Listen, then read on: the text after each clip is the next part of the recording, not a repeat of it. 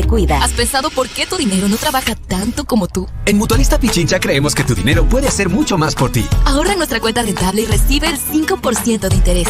Porque no solo estarás haciendo crecer tu dinero, también podrás despertar con un capuchino hecho en casa. Ahorra en una cuenta rentable de Mutualista Pichincha y participa por una máquina de capuchino. El 5% de Mutualista Pichincha es tu mejor opción. Haz que tu dinero trabaje por ti. Mutualista Pichincha, 61 años y contando. Aplica términos y condiciones. Fin de espacio promocional y publicitario. La revista de opinión Democracia, buscando la verdad en todas partes.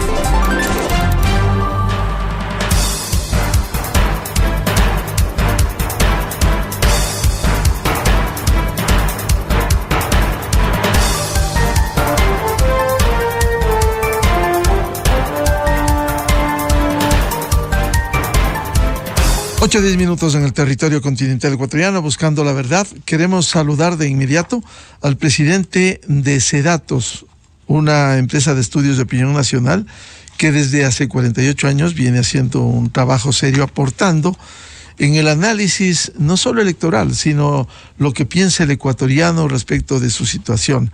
Precisamente conocemos que con corte a este 20 de julio, a este jueves, ha hecho un estudio que quisiera empezar luego del saludo al doctor Polibio Córdoba.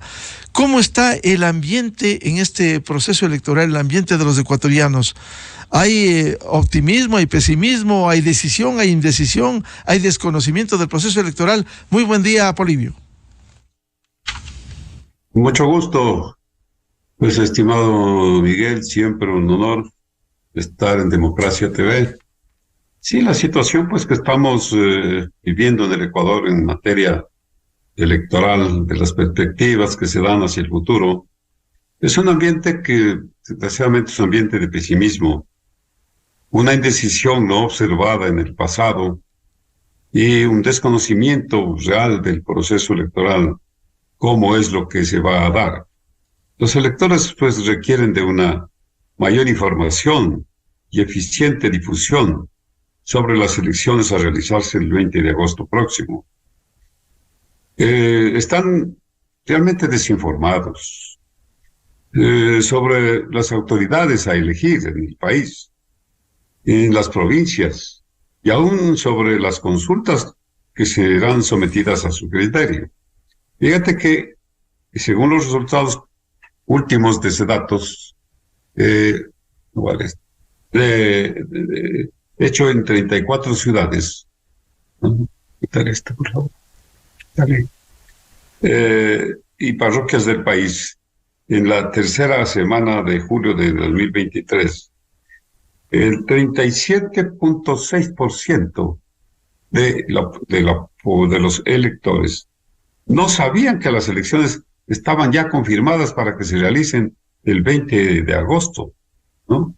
O sea que un 65% desconocía quiénes conforman los 8 binomios. Fíjate esto, no sabían como esto en ese cuadro.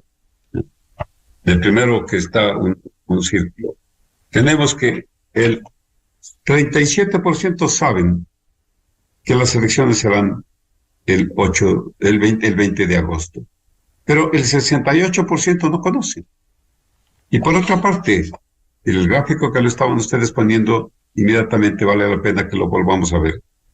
Solamente 35%, 34.8%, que lo podemos ver en este punto, ¿no? 34.8%, saben que son 8 los binomios, que son más de 8, dijo un 24.6%, menos de 8, 16%, y no sabe definitivamente cuántos binomios son los que van a participar en las elecciones, el 23.8%. Y luego le tomamos justamente el gráfico que viene a continuación, que tú lo sabrás poner, Miguel. Y ustedes ya tomaron una decisión de por quién votar, ¿no? Tenemos que el 40.5%, que está aquí a la derecha, 40.5% ha tomado una decisión. y 59.5% no ha tomado esa decisión. Pero tomemos en cuenta, aquí le estoy diciendo que, sobre todo, vale la pena verlo el cuadro anterior, ¿no? En la sierra, el 63%, este cuadro es posterior, este gráfico, el 36.9% en la sierra ha tomado ya una decisión de por quién votar. En la costa, un 44.7% ha tomado una decisión de por quién votar y 55.3% no. En la Amazonía, el 37% ha tomado una decisión y el 68% no. A nivel nacional, 40.5% ha tomado una decisión y el 59.7% no ha tomado una decisión. Ahora vale la pena que antes de poner el gráfico, analicemos las razones de la indecisión. Entonces yo te puedo decir que las razones de decisión se deben al alto grado de desconocimiento de los candidatos, tanto a la presidencia como a la vicepresidencia de los partidos y movimientos que los auspician. Tampoco tienen una información sobre los candidatos, sobre su formación profesional, sobre su experiencia en el manejo del gobierno, sobre los planes de acción nacional, regional y por sectores, en dirección directa con los problemas que vive el país, no informan. Los problemas, por ejemplo, el número 1 es el de la seguridad. ¿Cómo es lo que se va a combatir la inseguridad, la falta de empleo, el manejo económico y social, la corrupción, la violencia y el narcotráfico, la salud, la educación, los servicios básicos y la situación del país frente al resto del mundo? No saben cómo se va a dar. Entonces, los candidatos tampoco demuestran tener un equipo de trabajo y la conformación de su gabinete. Son varias las secretarías de Estado, son casi 45 las instituciones que se manejan bajo la dirección presidencial. Y hay un desconocimiento de cuál es el equipo de trabajo con el que van entonces a trabajar los candidatos triunfadores a la presidencia. Aquí es cuando viene, ¿qué es lo que se debe hacer? La población dice, se considera conveniente que el Consejo Nacional Electoral exija a los candidatos que sean mucho más explicativos con su posible gestión, no solo sobre qué van a hacer, sino cómo van a hacer, cuándo, dónde se realizarán los proyectos y los planes de gobierno, que vayan provincia por provincia, analizando la situación que vive el país, la población en general. Por otro lado, Miguel, se pide que el CNE garantice que el sistema electoral a utilizarse en las próximas elecciones sea transparente, sin direccionamiento hacia tal o cual movimiento o candidato, que se controle estrictamente los aportes económicos a entregarse a los candidatos, que deben ser, fondos debidamente utilizados. Se dice por parte de todos los electores que el proceso electoral, hasta la publicación de resultados, o sea, a través del proceso, la toma de los datos del voto y la difusión sean totalmente controlados, con escrutinios claros, confiables y fundamentados en sistemas transparentes, con manejo técnico y de honestidad comprobables. En tal sentido, Miguel, la población confía en el control directo de las Fuerzas Armadas. Y si es que las leyes en este momento no permiten este control, bueno, que se someta a consideración de la Corte Constitucional para que se tenga una base legal para la acción de esto. Este trabajo, por otro lado, como te decía hace un momento también, llega a tal desconocimiento que solamente 34.8% saben que son 8 candidatos. El 24.6% cree que son más de 8. 16% dicen que son menos de 8 los binomios. Y peor cuando se dice, bueno, ¿y quiénes son los que conforman el binomio? El 98% de la población, Miguel, no sabe quiénes son los que conforman los binomios. Finalmente, nosotros hicimos un ejercicio que siempre lo realizamos, tomando en cuenta no solamente los que tomaron la decisión de por quién votar, sino también aquellos que todavía no saben por quién votar. Les presentamos la papeleta de votación, una papeleta de votación que es similar a la que será utilizada en los escrutinios, ¿no? Esa es la papeleta que también ustedes la tienen a la mano. Y esa papeleta toma en cuenta el orden, incluso los que van a estar en la papeleta. Y a todos los decididos e indecisos se les pide que busquen por quién votar, como si fuese este momento cuando estuvieran en las urnas. Voten, doblen la papeleta, pongan en la urna y veamos qué resultados son los que se dan. Estos son los que estás tú presentando en la pantalla, Miguel. A todos los entrevistados, decididos e indecisos, digo, esto no es lo que dicen solamente los que ya han tomado una decisión, sino todos, presentándoles la papeleta y los resultados, que como te digo, son resultados que tienen un gran componente de personas que están indecisas, que son su 60%, pero que les hemos pedido que como si este fuese el momento de la votación, ¿cómo proceder? Que tenemos que Jean Topic tiene un 4.4%. Yacu Pérez tiene el 12.5%. Daniel Noboa el 3.2%. Luisa González tiene 26.6% y se convierte en la candidata con mayor votación.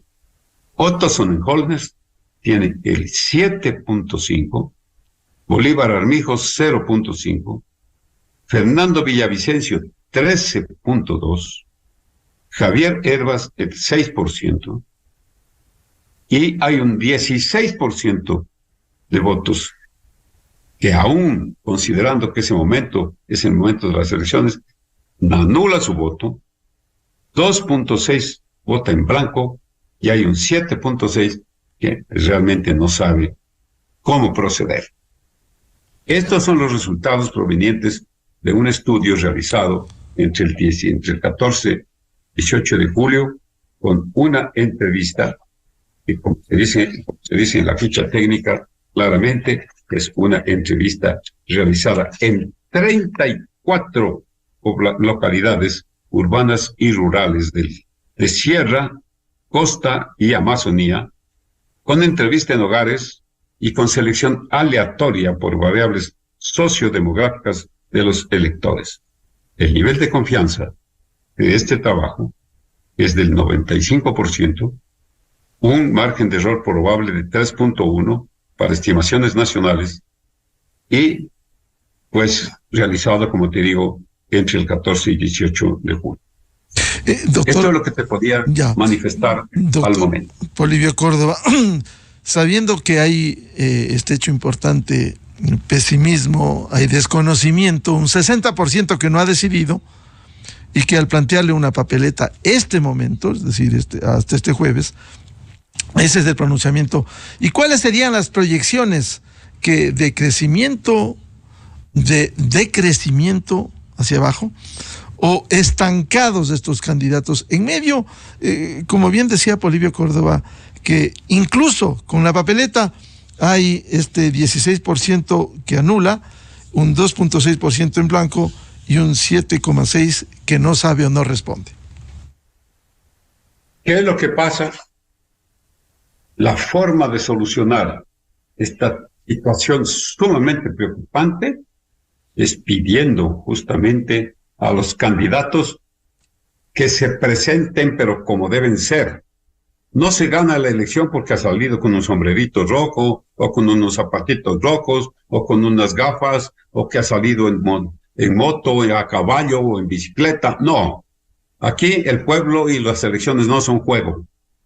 Hay necesidad de que hagan conocer a la población cuál es su plan de trabajo, quiénes son, qué formación profesional tienen, qué experiencia tienen, de dónde vienen, cómo es lo que están preparados en materia del conocimiento o desconocimiento de los problemas nacionales. Los problemas nacionales son tremendamente graves. ¿Cómo es lo que se está manejando el problema, posiblemente el problema de la inseguridad, que es el problema número 1 del país? El problema de la falta de empleo, el problema de la corrupción, el problema que se está teniendo del avance del narcotráfico. Pero estos son los que reciben esta información, los suscriptores del estudio. Nosotros les entregamos esta información ciudad por ciudad, provincia por provincia. Se les presenta a ellos la información totalmente al día. Que digan qué hacer en el Carchi, qué hacer en Imbabura, qué hacer en Manta, en Portoviejo, en Guayaquil, en Loja, porque en cada lugar se ha hecho la revisión de los problemas nacionales y con toda seguridad esta información la están recibiendo los candidatos porque son suscriptores de nuestro estudio. De ahí entonces podrán decir cómo es lo que van a manejar cada uno de ellos. Su formación, su experiencia, su equipo de trabajo. De esta manera, entonces, la población sabe de quiénes son, de quién se trata.